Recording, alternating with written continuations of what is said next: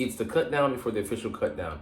I mean, rosters have to be popping up, appearing any moment now. But you checking out this last second one, or not, because you're not even watching. But hey, I just wanted to give my final rundown on who makes the Eagle squad and who I have being relegated to the practice squad. But there's going to be some tough cuts because, man, there's a boatload of talent, but not enough space. So let's see who we keep and who we discard.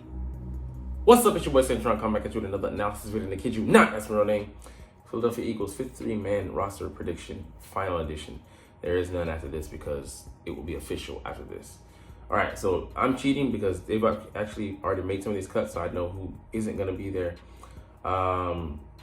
At QB, Jalen Hurts, Kenny Pickett, and Tanner McKee. So they made a ruling that you have to keep the emergency quarterback on your 53-man roster instead of having them just be able to be pulled up from the practice squad in an unlimited fashion. So that kind of changed the game.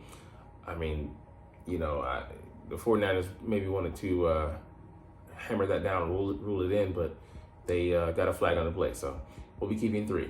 That's the start. Saquon Barkley, Kenny Gainwell, Will Shipley. I see no problems there because I don't think anybody's made a strong stance for themselves to be the 4th running back, and I just don't think it's needed because you can keep 2 to 3 of these guys on the practice squad, and nobody offers anything really special.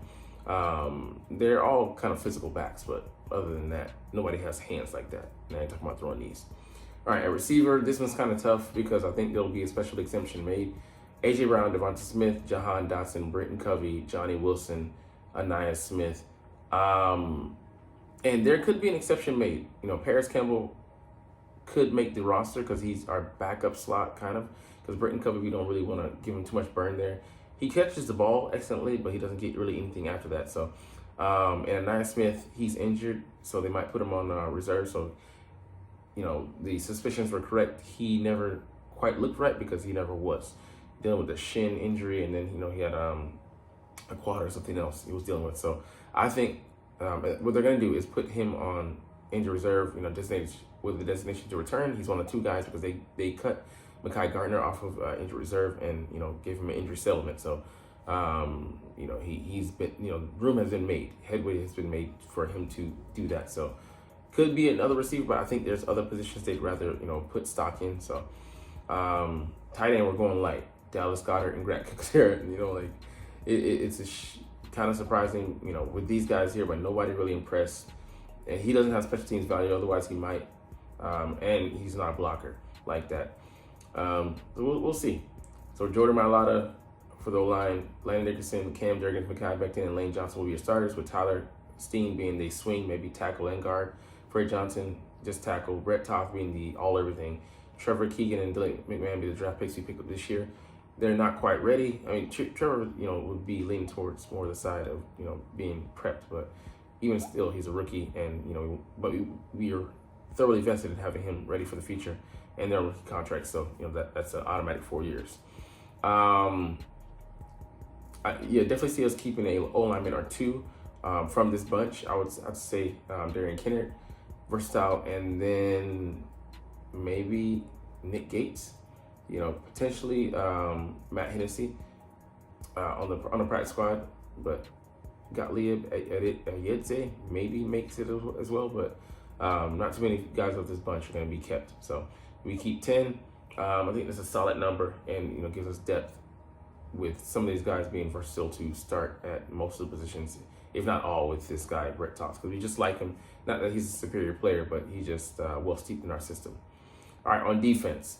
At edge, Bryce Huff, Josh Sweat, Brandon Graham, Nolan Smith, Alex Hunt, and then Patrick Johnson has, you know, strong-armed his way onto this roster because he's an A special teamer, but he showed some push against, you know, lower competition, 2s and 3s, but he did show that. So Julian Awkward already has been cut. Terrell Lewis, you know, should be falling, and then Taryn Jackson has also been cut. So I think one of these 3 guys makes a practice squad. We'll see who. But at D-tackle, Jalen Carter, Jordan Davis, Milton Williams, Marlon, and Moro Jones. I have them keeping another guy here. Thomas Booker has played his way onto this roster, had a strong training camp, and looked good against, you know, guys going in intra-squad, as well as the Patriots scrimmage, you know, glorified scrimmage game. And PJ Musper, he did look good, but Thomas just looked stronger. And Vic said 5 to 7. I go with 6 here. And, I think you keep one of these guys on the squad, and he just hasn't shown enough. That guy being Gabe Hall. With the linebackers, we keep more than we did last year. Last year we kept 3. I'm like, what the hell are we doing? And it came back to bite us in the ass. But we keep Devin White, Zach Bond, N'Kobe Dean, Jeremiah Trotter Jr., and Ben Van Sumeren. He's been too good to cut, and someone's going to scoop him up if we do. He runs a 4.45, look good on special teams, and make plays on defense, sacks, deflections. Hey, man, there's no way he makes it, through waivers. So I like that. Oren Burks and Brandon Smith out. One of these guys guaranteed, but I think Brandon Smith could also make it as well. All right, at corner, we got kind of go light here, but we just have so much talent. Darius Slay, Isaiah Rodgers, Quinion Mitchell, Keely Ringo, and Cooper DeJean. Draft pick, all these guys except for these two have been draft picks by us, but they're extremely talented. We traded for him and picked him up when nobody else wanted him in the offseason because of his gambling scandal. But I don't dislike this guy, but I just think there's too many mouths to feed. And Josh Jobe, good at special teams, we'll see. But we keep 2 out of 5 of these guys, potentially more. I like him, but I just don't see the space that we have in the allocation, keeping too many corners out there because he's not ready to, right now. At safety, 5 deep. I say 4, but I don't know how we end up cutting this guy. That's the linchpin because he just is we're kind of stuck with him at this point because of his contract. If it wasn't for that, he would have already been long gone. But Reed Blankenship, C.J. Gardner-Johnson, Avonte Maddox, Tristan McCullum, James Bradbury, I see us working around that some kind of way. Maybe we don't, man. I just feel like they're really holding on to him for that money, because it's a big hole. And potentially keeping one of these guys. No, I think for sure keeping one of them. Special teams, Jake Elliott, Braden Mann, and then Rick Lovato as a long snapper. On the practice squad, I don't have us having a QB. Terran Davis-Price, I have us keeping him. John Ross, then Paris Campbell if we don't, put him on the what's the name? But I do have someone taking the spot, so I have him here. Then Jack Stahl, we pick him up from the trash heap. Anim Dankwa, Darren Kennard, I'd say yes, and then another lineman. Nick Gates, I wouldn't have a problem with that. Julian Alcora, I think we keep definitely him at edge. PJ Mustapher, Oren Burks. I don't have us keeping Brandon Smith. I say Josh Jobe and Eli Ricks, Caden Stearns. Let's see, who else? There's a couple other guys I want to keep. Andre Sam, I don't know, he's a 25-year-old rookie.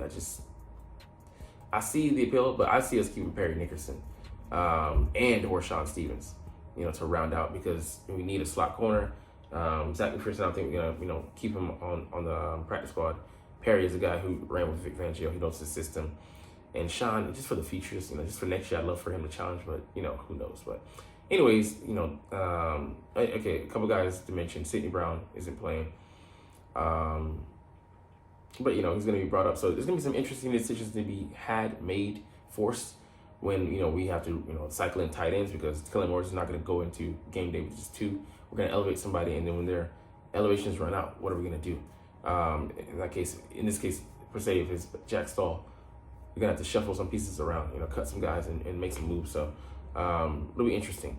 But that, and then the safeties, when they get healthy, who's going to be, brought back down when Sidney Brown gets activated because he's a key reserve. He can play at either safety position. Safety is really interchangeable, but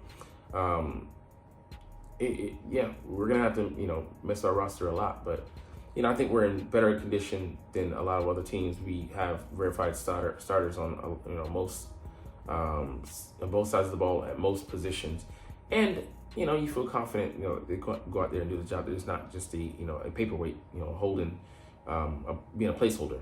But I like the squad. I think we have definitely a top 5 roster in the NFL. Top 3 to me, but, that's just me. But anyways, we're going to get up out of here and see what happens with the actual cuts. But you're not even watching them, but it's all good because I love making videos about the Eagles and I love talking about the stinking freaking favorite team. So we'll chunk the deuces officially, but as always, it's fly, Eagles, fly, and let's motherfucking go. Like, comment,